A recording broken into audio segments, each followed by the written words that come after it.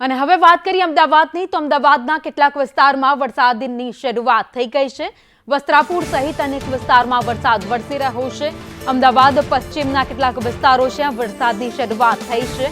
થલતેજ, મેમનગર, ગુરુકુળ road પર વરસાદ વરસી રહ્યો છે। તો ગઈકાલ સાંજ બાદ ધીરે ધીરે વરસાદની શરૂઆત થઈ હતી ને અત્યારે સવારે ધોધમાર વરસાદ અનેક વિસ્તારોમાં પડ્યો છે। અમદાવાદમાં આજે સવારથી વરસાદની શરૂઆત થઈ છે। અમદાવાદના અલગ અલગ વિસ્તારમાં ધીમી ધારે વરસાદની શરૂઆત થઈ છે।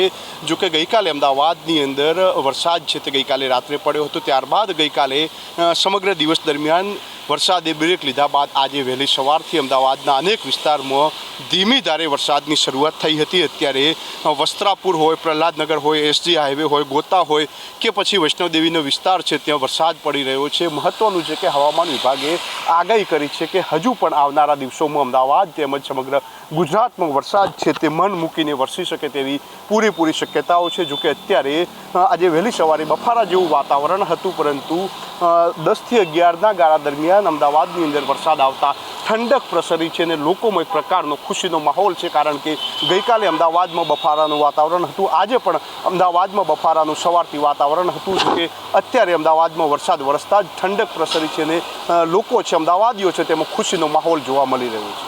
કેમેરામેન ઉપેન્દ્ર ત્રિવેદી સાથે જયંતિ ચૌધરી, સંદેશ ન્યૂઝ, અમદાવાદ।